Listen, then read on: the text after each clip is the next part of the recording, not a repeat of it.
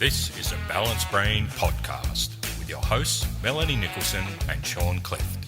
Hello, everyone. Welcome back to the Balanced Brain podcast. My name's Sean Clift, and I'm joined, as always, by my good friend and co-host, Melanie Nicholson. Melanie, how are you? Happy New Year. Happy New Year to you too, Sean. I'm fantastic. That's great. Look, I hope 2022 is really great for you, but let's get into it. We've got a really cracker of an episode to start off. We've got an international Speedway Superstar, our first international sports guest, Adam Shields. Adam, welcome to the Balanced Brain podcast. How are you? I'm great. Thanks for having me. Oh, it's a pleasure to have you here. Tell us, what's it like being a British Speedway rider? Well, it was a lifelong kind of dream of mine. I grew up it was my family sport, so I never had that much to do with team sports or anything like that when I was a young kid. Grew up in the Hunter Valley, and everybody was into cricket and rugby. And my family we have a property with our own track that's on the property, and that was my hobby. And my dad was a good Australian standard rider. My uncle was a rider who did a little bit of international racing, and so I just fell in love with it from a very, very young age, and made it my sort of life goal to be kind of the best there was at it. But I didn't even know what that meant at the time, but I thought that one day I would be able to achieve that. Wow. And so what was your journey from Australia to the UK? Well, going from thinking you're going to be the best rider ever to actually the reality of it is quite tough. But I'm sure that every sport person can relate to just how tough the journey is. And once you go through the process of going through the ranks, you sort of get knocked down a few pegs, and then you sort of not quite as far along as you wanted to be by that stage of the career, and then you take little breaks and in and out. But I was about 23 by the time I got over there and started racing in the sort of the professional leagues. And then it was my my sort of job, so to speak, and my profession for another 14 years after that. Wow. Great. And in that time, I'd read a bit about you, Adam, and I know you, and you had quite a lot of accidents and injuries, and there was a really serious one in Peterborough. So if you wanted to tell us about that.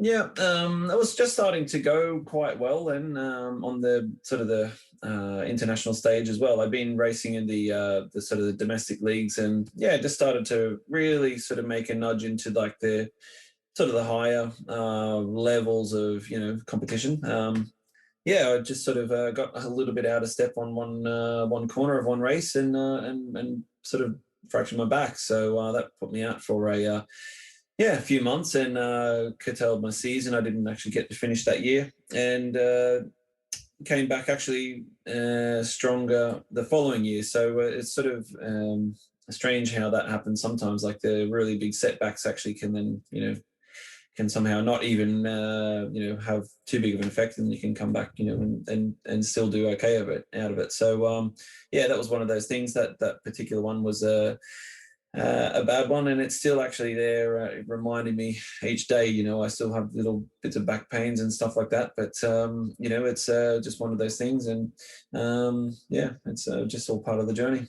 And how did that affect your mental, emotional and physical health, the whole holistic, looking at health, like in terms of that injury? And health-wise or mental-wise or emotional-wise, if you're, I don't know that many other professional sports people, but kind of terms that I don't think they're, that worried about. You don't worry if you're emotionally fine or physically fine or mentally fine. You just worry about winning the contest that you're going to go in on that weekend or whatever it is. So you just that's the way it was for me anyway. I never really stopped to think about how the body was. It's just, could I actually physically ride a bike fast?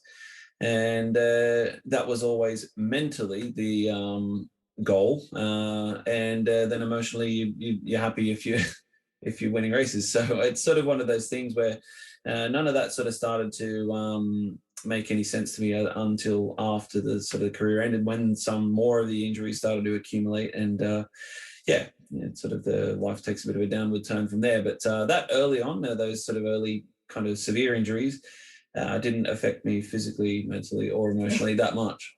So, Adam, big journey then back to Australia, and now you're a professional personal trainer in Newcastle here in Australia. So you and Melanie are great friends. So thanks, Melanie, again for finding another great guest. But what was your journey like to get back to Australia and into the career of a personal trainer? I don't really have any qualifications of any kind. Like I said before, I was a young kid and all I really thought about was racing motorbikes, and that was my main thing. I didn't try very hard at school, or I didn't sort of then do a trade or go to university or study anything further. I just wanted to ride bikes around really fast, and I didn't ever have a plan for something after that. And I'd always been interested in training, and that was one of the things that sort of was, part and parcel with competing at a higher level. You kind of focus then on your physical presentation and performance, as well as what I was doing on the bike. So I always knew a bit about training, and a friend of mine or a couple of people had sort of said about what was I going to do, and mentioned that as an option. Didn't really know if that was a viable thing, and then came back and and then that's the way it happened. So I had a lot of, because as I said, I had a lot of injuries, and part of that was rehabilitating those injuries after, because when you're young and athletic kid and young man, I guess everything kind of happens easily. And then after you've busted the body up and it doesn't work anymore, you got to figure out how to make it work. So then it makes you, I believe anyway, and if I can say so myself, a very good teacher of how to get a body, regardless of whether it was broken or not. If it doesn't work exactly the way that we want it to, it needs some coaching, and not a lot of people are probably aware of that, even for themselves, just the importance of that sort of stuff and correct movement. So that's how it happened. I went from being quite active in terms of training, and then went into showing other people how to do it myself. Wow, that's amazing.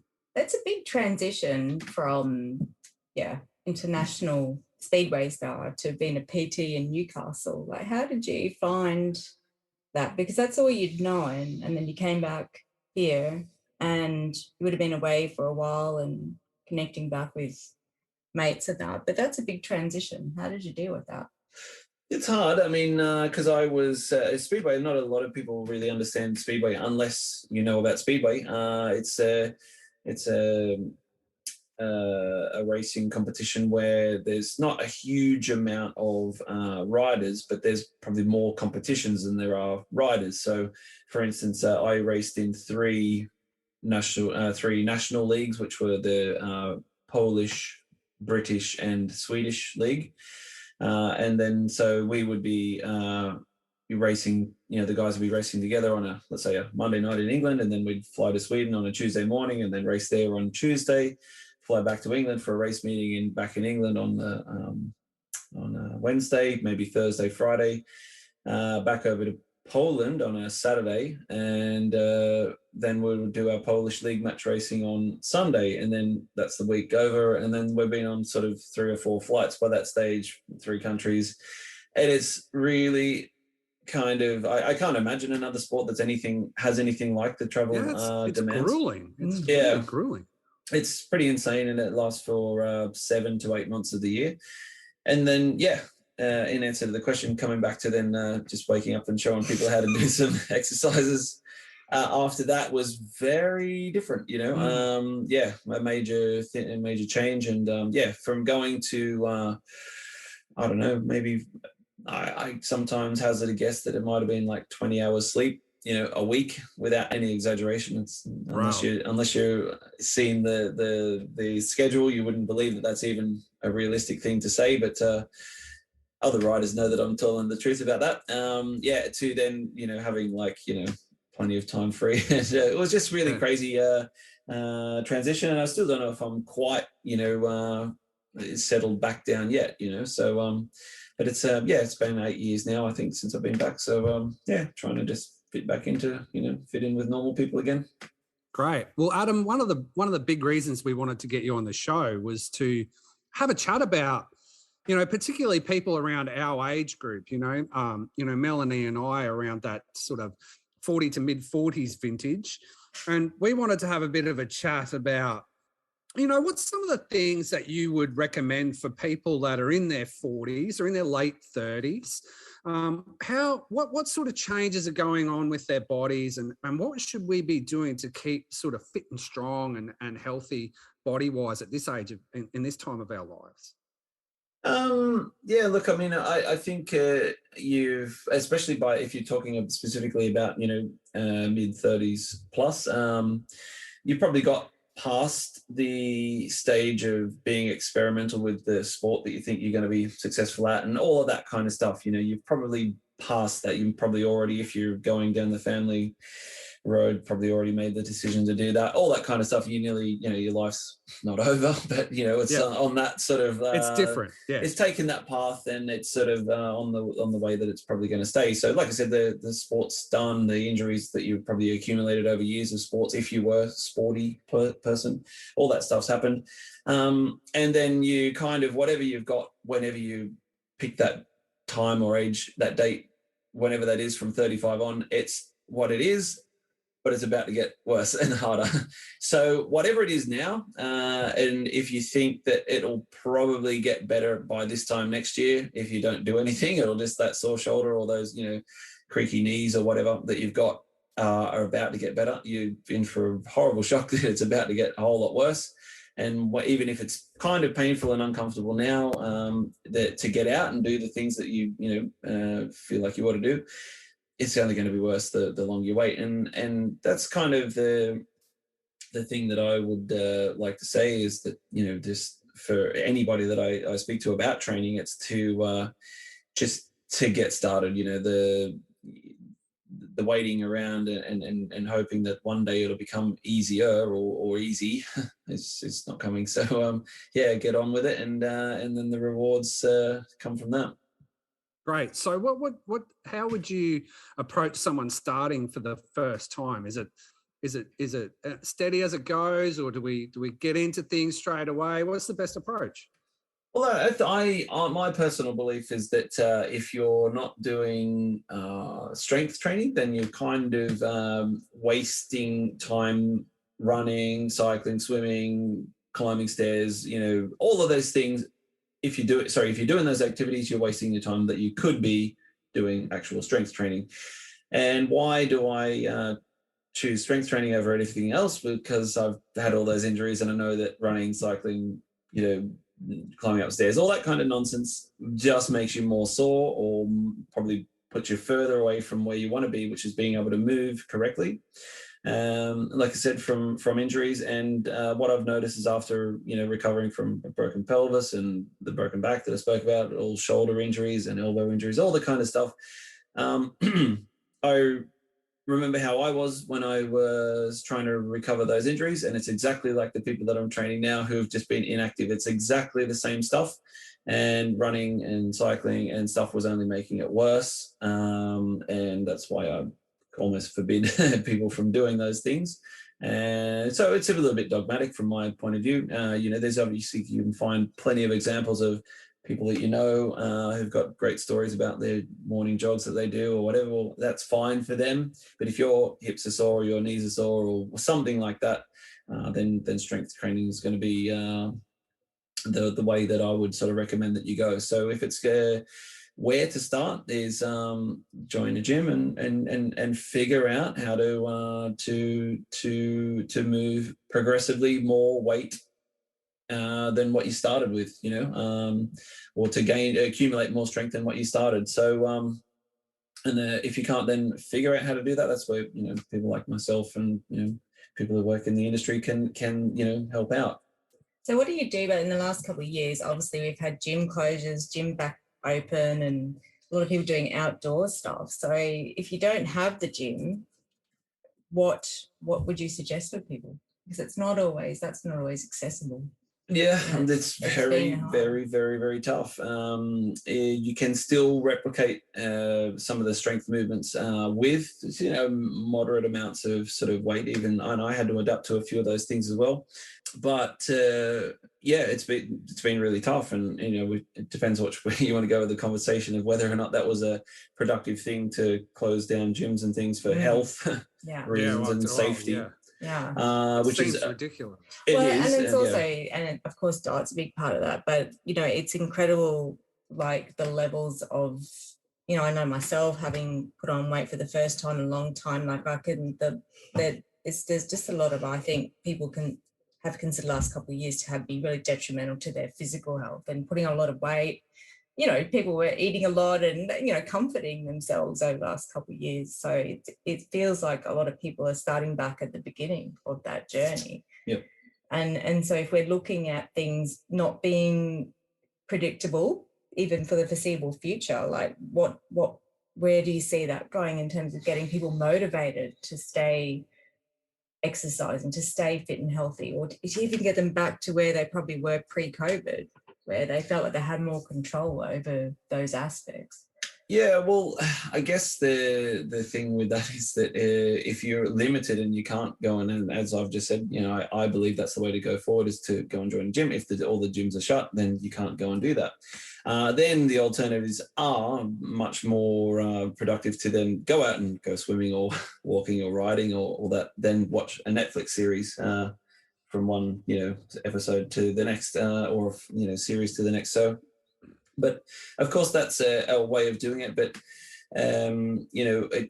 whether we're going to be faced with another situation like that, I don't know. But there are ways and means of doing that also with, even for instance, like just a set of rubber bands. You can still do some resistance training. So strength training is just producing force against a external load, which is then can be replicated with a set of rubber bands. So it doesn't need a huge amount of equipment and weights and stuff like that. It's not ideal to use rubber bands either, but it can be done. But like I said, hopefully we're not going to be experiencing any things like that in the sort of the near future, and we'll be able to keep attending our gyms. What about even using your own body weight, Adam? Like things like push-ups or pull-ups or chin-ups and things like that. How effective are those? Yeah, they're great. The trouble with the bodyweight exercises is that they're a lot harder than what you would think that they are. So just to go ahead and do a few pull-ups and push-ups, you'll realize you do maybe if you're untrained, they're almost unachievable things. And then the correct technique of a squat and a lunge and stuff like that is pretty tricky to get right unless you've got somebody sort of watching you, because if you're then practicing those stronger movements, which are lower body movements with a correct technique, that's probably not making you stronger either. So the upper body movements like the pull up and the push up are really tough to do because they're just very hard things, and then the lower body ones are kind of easy, but they're very easy to do incorrectly. So okay, right, again, what I'm kind of getting at is it's not easy to go and just go ahead. So the message of just do something is a tricky one to just sort of just shout that at everybody and say, that's the way to go forward, because I think a lot of people think that will do, just to do something. I'm a big believer in from my own experience, from having, injuries, and then watching people who have not had injuries, have professional careers, and who've had all the same complaints and symptoms that I have over the years of having sore things from not moving them correctly. This is just what happens. It doesn't matter who we're talking to, whether you're an ex-motorcycle racer or, a physician. You have the same complaints of sore backs, sore knees, sore hips, all those kind of things. Most of those kind of people that I'm talking about have had, careers where they've been a bit active or done some running and all that kind of stuff, which is, again, not helped. So it sounds very confusing what I'm saying, or like, how do you even go anything further? Because anything that you've heard a lot of the time is that just some movement is good. Well, by comparison to doing nothing at all, yeah, that's correct. But will that actually make you overall stronger and move better? Possibly not really the way to get that done. And the real way to get that done is by actually the correct, strength movements and moving some weights.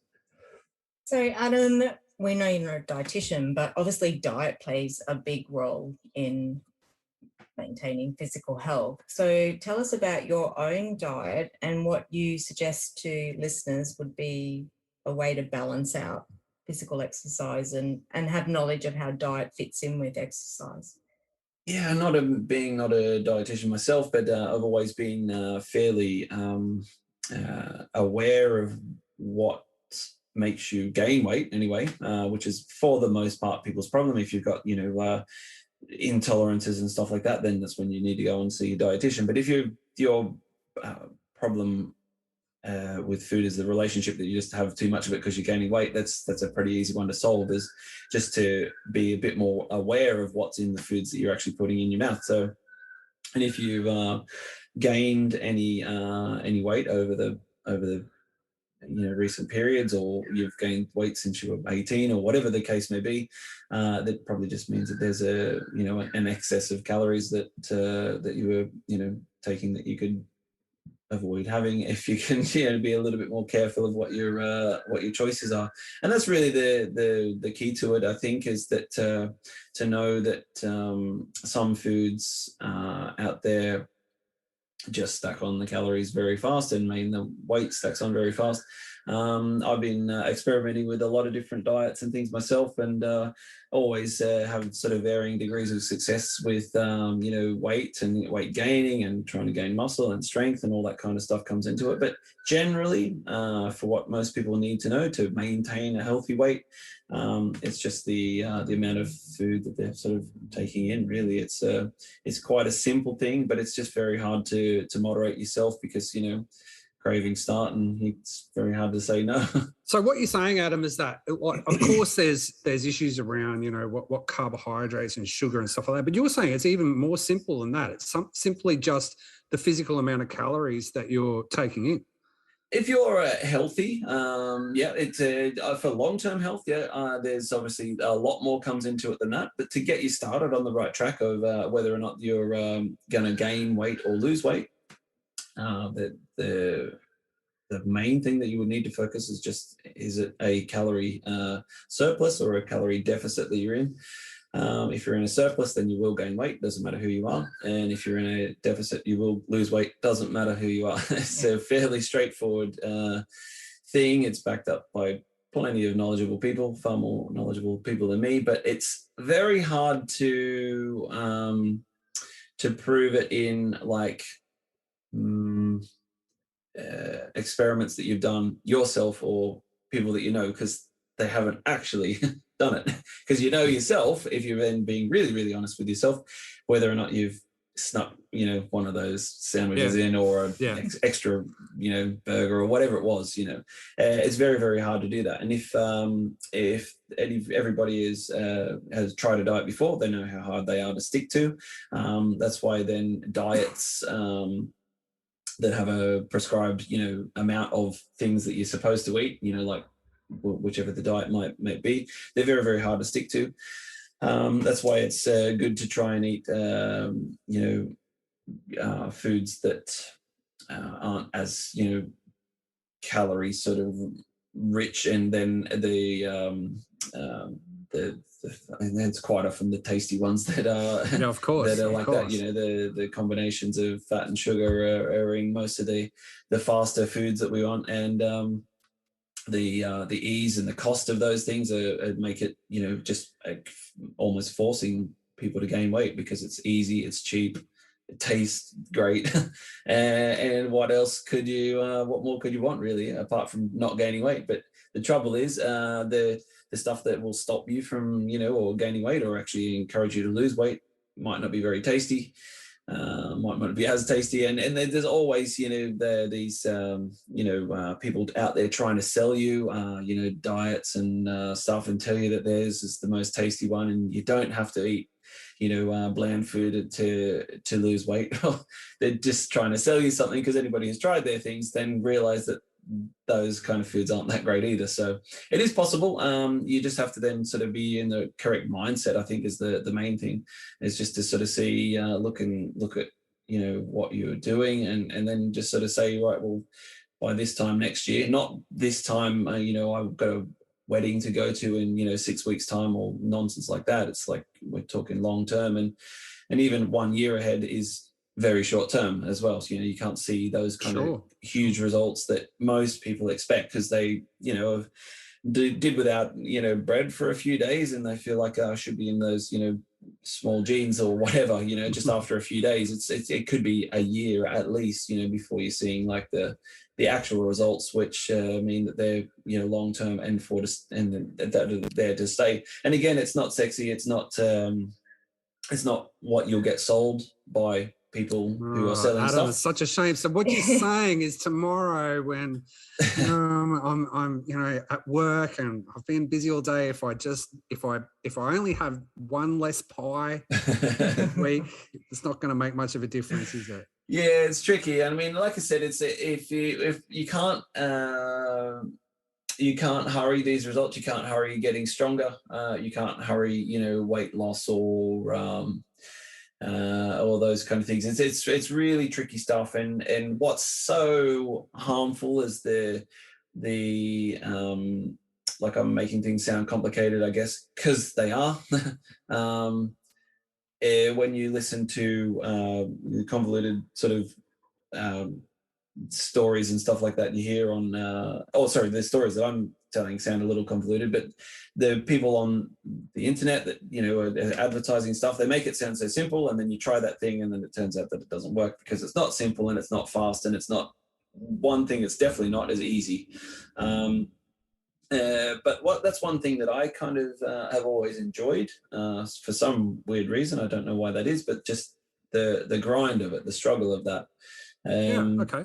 Tell us, why is that? Why do you enjoy the struggle? I don't know. It's one of the only things that I kind of work hard at, though. And so, I'm not very financially successful, or I had my racing career. It had its time and wasn't as successful in that as I wanted to be either. But with this lifestyle, I actually sort of think of the training lifestyle as, and training people is just something that affords me to be in the gym longer myself, to be able to do more workouts myself. I just enjoy it. And so if that's, something that you enjoy, then it makes it very, very easy to do. If you love gardening, you've probably got a nice front garden and back garden and stuff like that. My garden looks like shit because I hate it. So it's one of those things. If I wanted a nice garden, I would have to either get somebody to come and fix my garden up, or I would have to learn how to spend the time 4 hours a Sunday or whatever it is in the garden. And so it's just one of those things, and you got to look at why something works. If you're successful in one area, then you've got to then try to apply that to health and fitness. But the thing that I think about health and fitness is that you can say gardening, or you can say, whichever hobby you might have. But I think that the health and fitness one is the only relevant, and it's certainly for me the most important one, because it's you can't go gardening, or you can't do other stuff unless your body's moving as you want it to. If you're healthy enough to wake up and spring out of bed in the morning, well, then you can go and tackle any hobby that you want to do. But unless that body's moving correctly, you don't get to live your life. So, Adam, what I was asking is, did you think that in your experience, your clients experience that as well? They experience that sense of achievement from struggle? Do you think that's part of the attraction of attending a gym and attending training sessions? Do you think they get the same sort of satisfaction like that? I guess I try to instill in them that the stuff that I've been saying before, that this isn't an easy thing. You're not seeing me to get fast results. Nothing's going to be much different in even a year's time. They don't get the attractive sell of, hey, I can, have you looking great within, 4 weeks, which is what most people will try and tell, their prospective clients that they can do. It's sexy, it's attractive, it's all those kind of things that makes people then go ahead and try it, and then they realize that after 4 weeks they nothing's happened. And if they try to train a little bit too hard in that time and get really keen, they're probably just really sore and get injured. The people that I work with, I let them know that this is not a short-term thing. It's like for the rest of your life. There's not any way around that. There's just no way. Even if you take a couple of weeks off, a few of my clients took some time off over Christmas and they came back and everything's hard, even after a couple of weeks. So it's not like you've fixed up, things so you can just go ahead and, holiday for the rest of your life and take it easy. It's a week by week thing. And with that being the truth, there's no way around that. And if anybody was to suggest to you that it's anything other than that, they're telling fibs.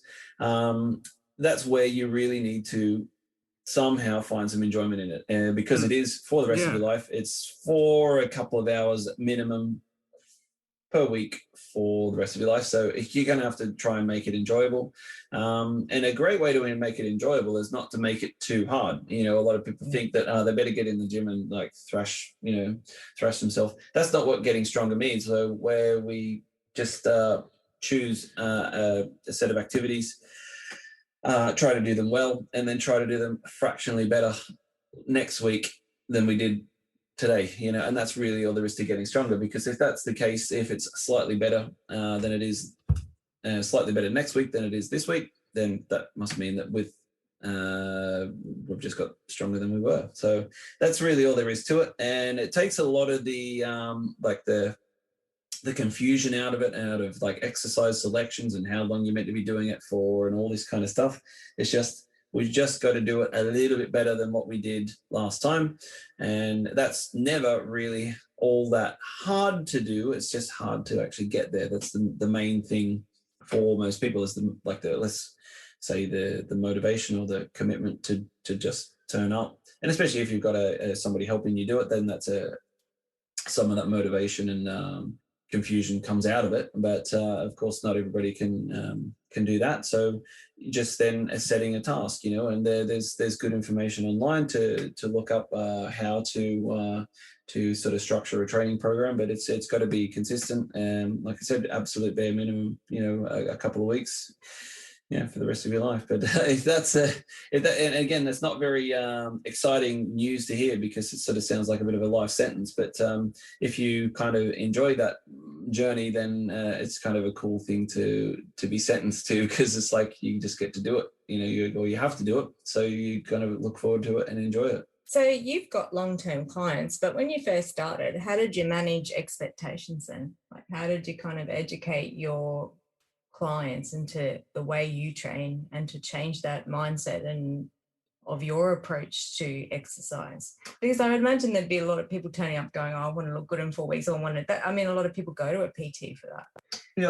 Yeah, I'd already been training for a long time and been working out pretty hard. I think I can say that.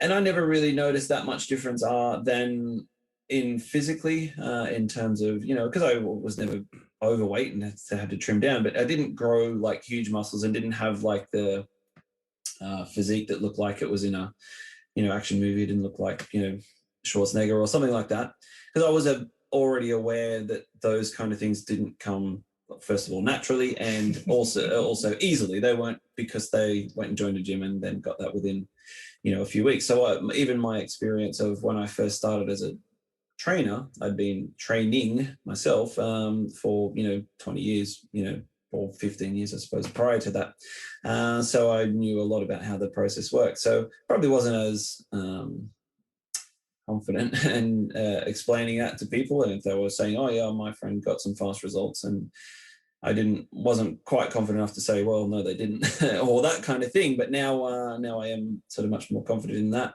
But yeah, I guess, just when you're working with people, you're seeing, let them know that they've done well. And then if they've done well that day, that they might be able to replicate something a little bit better than that next week. And then they can see themselves that this isn't a fast thing to do something that's really high performing.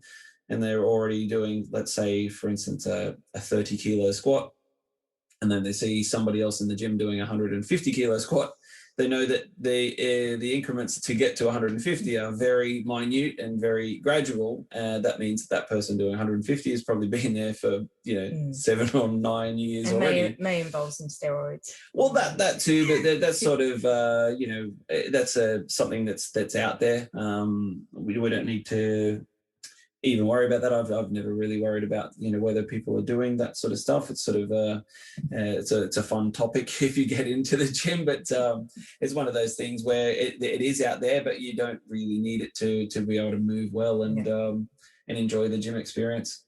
Well, I just think that it's a motivation in itself for clients to come along, and that to have the struggle. I mean, there must be a great reward and a great sense of self-satisfaction when they're seeing those results, over time. I think that would be part of the attraction, is to go through the struggle and to achieve. Yeah, it's sometimes what it is, if you're patient enough to see the journey through. But like I said, that thing that you might be working on to get better at. Let's say, for instance, we talked about the pull up before. Some people that I've been working with, and it's not through any lack of effort or anything like that, it may take a couple of years to actually get their first actual pull up. And that's no disgrace to them, because it's bloody hard things to do unless you've been doing it since a young kid. And that's why it's very important. We've been talking about the sort of, let's say, more mature adult 35 plus kind of people, how to get started. It's not too late, but you have left it quite late if you've left it till 35 to get active, because it's just an uphill sort of battle from there. If you started as a 6-year-old and doing gymnastics or rugby league, you're probably pretty strong and athletic right through your life. But starting to get active as a 35 plus year old is quite a different thing. So when you talk about the results, they're small and they're gradual. And that's the thing that I like to make sure everybody knows, especially if they're going to start and train with me, is not to expect bikini bodies and singlets and stuff like that within the first couple of weeks, unless they're already confident enough to be wearing that stuff. It's not something that'll change overnight. And that's, I think, the thing that for me is fun to work with, and just to let them know how actually things are, not how they would wish they were. Would be lovely if it was fast and if all that kind of stuff, but it's not, and that's just how it works. And if you think about it, that's not how you go and make a lot of money. You don't get an education overnight. You don't get any of these things without serious amounts of hard work, and fitness and health is one of those things. Refining your eating habits and the stuff like that, that's all the process. You're not just going to go, I'll just stop doing that and it'll work by tomorrow. It's a process that takes years to sort of master. So, Adam, what's your 3 top tips for people starting the year off? What 3 things do you think are the most important thing to focus on for people starting or continuing with their fitness? To the question of something that I did myself, I'm already somebody who trains, but when I turned 40, which is almost 5 years ago, I set a little task of things to do each birthday that comes around. It's just a little workout, or quite a large workout actually, but that comes around once a year. As I get older, I do the same workout and then try to replicate that same thing better each year that goes by. So I sort of train for that and towards it, and each year so far it's got a little bit better. So that's something that I've done. But let's say, for instance, if you started this year and can't quite figure out what to do, just pick a thing, like say how many, let's say if you can already do push-ups, how many of those can you do? If you can find a fairly steep hill that you're going to be living near for the next few years, walk up it, see how long that takes, or even run up it, or those kind of things. Stuff like that requires a bit of strength and a fair bit of effort to do. It's not meant to be easy. It's something that's fairly challenging for you to do now. Like I said, it could be anything that's challenging for you to do now. And I mean, really quite tough. and make it your goal to do it much better next year. We're talking 1 year, and that's a 1 year of work to do something better than what you can do now. But that for me is a great way to see some sort of change, is that you've got to take where you are now and then look at improving that within, and what will seem to most people, it sounds like forever when you say a year, because again, it's not what the fitness industry promises you when you hear about, training results, kind of intervals. It sounds like that's, you hear about 12-week challenge and stuff like that. That's kind of like long-term actually nowadays. They have 4-week challenges and stuff like that, which is just completely ridiculous. This is a 1 year challenge for you. And if you've got the ability to set out a bit of a task that you can do, it could be fitness or strength related, whatever that may be, whatever it is. The aim is to do it better next year. If you can do it better again the following year, and then the following year after that, and then the following year after that, let's say you do it for the next 20 years and you're already, 47, you'll be 67 and still doing what you can do now, but better than what you can today. If you stick to that program, that's 20 years worth of, focusing on movements and stuff. But if you're aged 20 years and actually got better at moving, then you're unlike most people who age 20 years, because that's just not what happens. Most people are quite comfortable with the fact that they're going to get worse and old. And if you are happy with that, then that's fine. But if you feel like there's something wrong with that scenario, don't let it happen. Yeah, Adam, I think that's great advice, because just from my own personal experience, I mean, I spent quite a fair amount of time, in a previous career where I was quite sedentary, a lot of office work, a lot of driving work, a lot of just times in meetings and conference rooms and stuff like that. And now I have a very physical job that's very physically active. I don't work out as such, because I when people say to me, "Oh, do you work out?" I say, "Oh, I work outside all day." But my job is a lot of strength work. It's physically demanding, and I actually feel as though that I'm much fitter and much stronger than what I was in my 20s, to be honest. And that's just because of my body's moving all the time. I used to have quite a lot of back issues and quite a lot of knee problems from. I was very big into sports in my teens and 20s, but I don't have those issues now, because I'm simply moving and using my body and lifting heavy things all day and using my strength all day. So there's a real strong message there, I think, for people that are growing older to get stronger. Will help them. Yeah, no, that's great. If you've noticed that kind of thing, and anybody else who goes from a sedentary lifestyle to a active lifestyle, regardless of what it is, will see improvements. The other thing that I'm a little bit sort of cautious of just saying, just do something that's active and tough, like working manually or doing manual work, is that, let's say, for instance, probably some of the strongest human beings I can think of would be bricklayers or builders or, carpet layers and stuff like that. They could do far more than I could do in their respective kind of professions. I'd probably last, 5 minutes before they'd throw me off the building site or whatever. But they probably can't move through the movement patterns that you would have selected. So, and they're the ones that are going to stop the hips from complaining or the back from complaining and stuff like that. So what you have to be very careful of with just finding a favored movement selection, like say, for instance, I don't know what your job is, but let's say, for instance, you're moving furniture or whatever it is, you'll find a way to do that comfortably. So you'll get very, very, very bullshit strong at doing that. But if there's a slight variety of that, it probably hurts the knee, or it probably hurts the back, or it probably hurts those. That's where it's important to come out of, even if we're talking about exercise, the examples that I gave before, running, walking, cycling, swimming, they're all very short range movements. Carrying heavy things in your manual labor job, short range movements.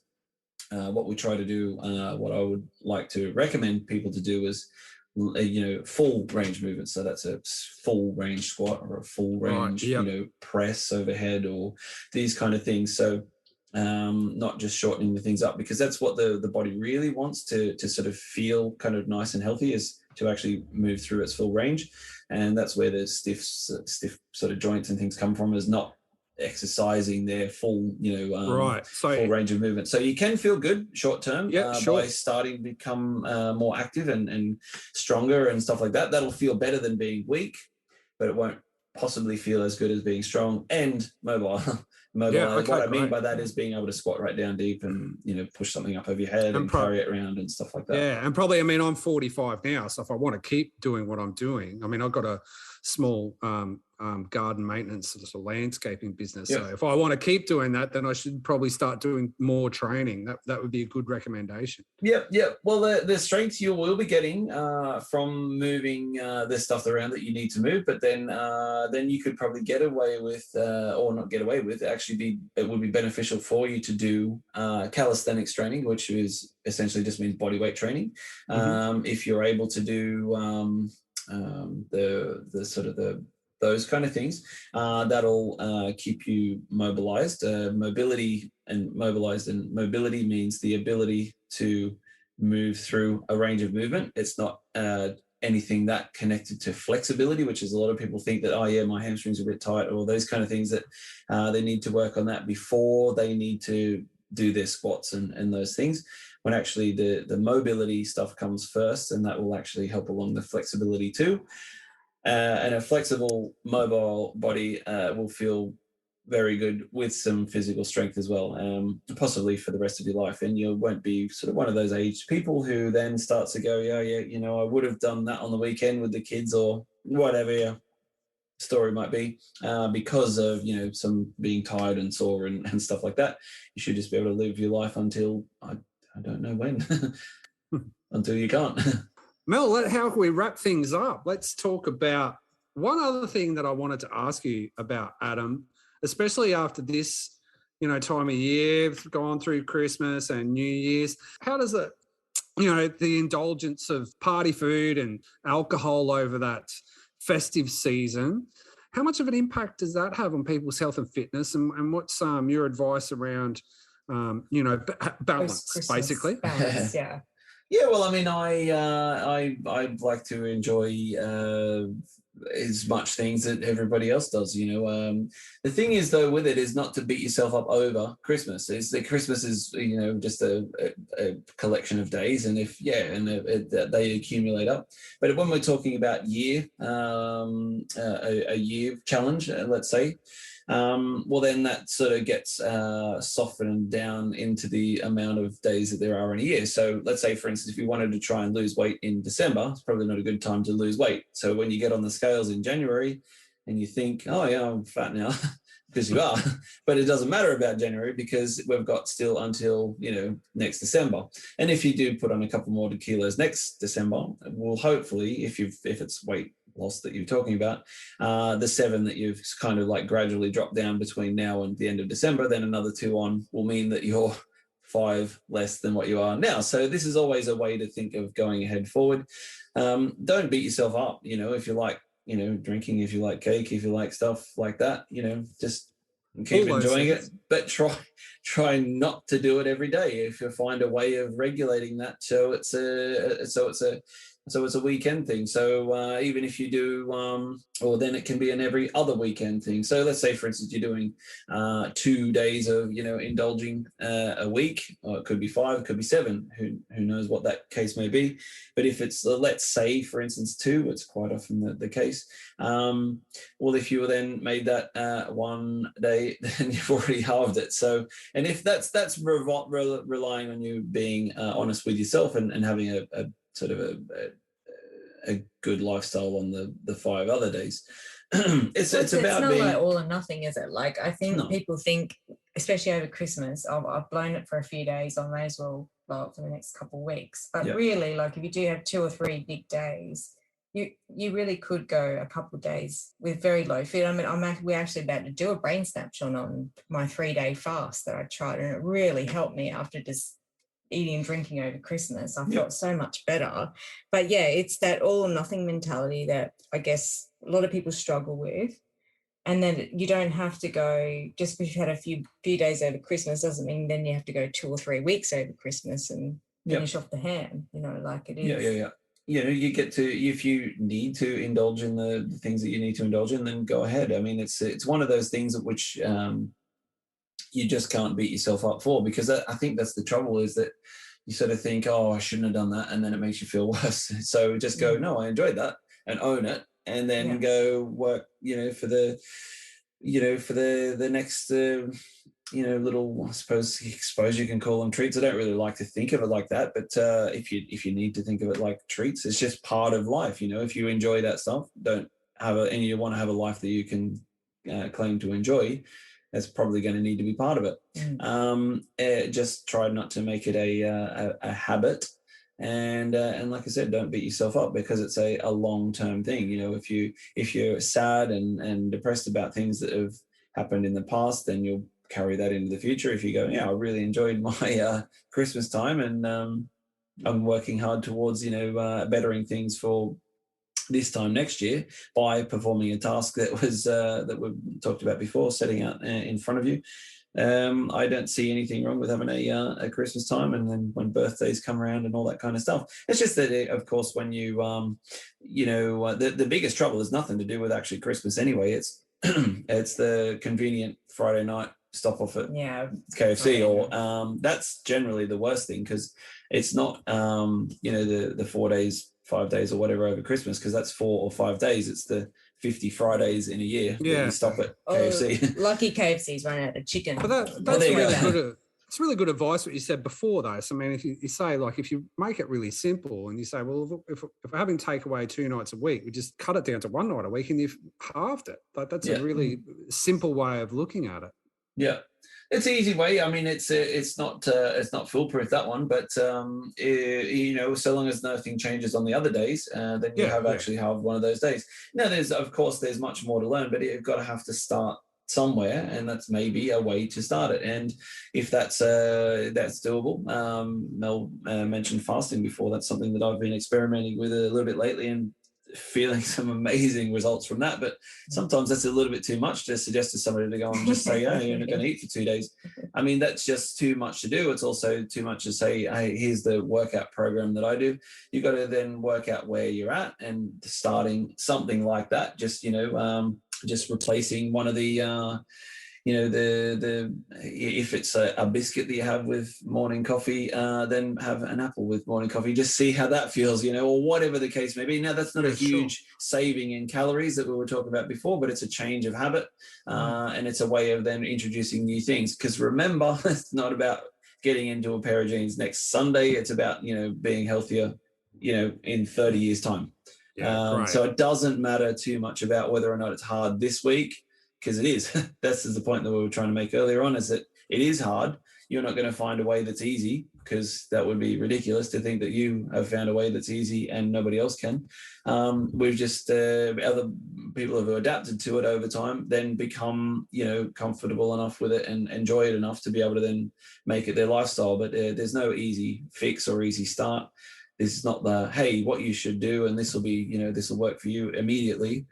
It'll be a process that takes, a long time. But what you want to make sure is that there's a noticeable step forward monthly or weekly or whatever it is, and not a huge jump forward, because that's never going to happen. And if it is going to be a huge jump forward in terms of, strength or fitness or weight loss, then it's about to be a huge jump back. So it's small steps, manageable steps that you can maintain, like I said, for the rest of your life. And that's the way to be healthy.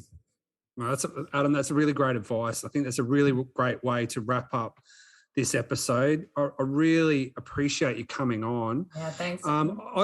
We'd love to check in with you down the track. Maybe we could if you've been experimenting with fasting, maybe you could give us another episode down the track and go through what that process was and some advice for people that are trying that out. That'd be amazing.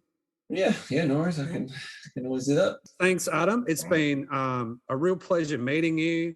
Mel, great to catch up. Happy New Year. Great to catch up. Happy New Year to you. Happy New Year to all of our listeners, and for all of those of you guys who may have overindulged a little bit over the Christmas period. I think you got a lot of good information there. So get started. Thanks, everyone. Thanks, Adam. Thanks, everyone. Thank you. Bye. Bye-bye.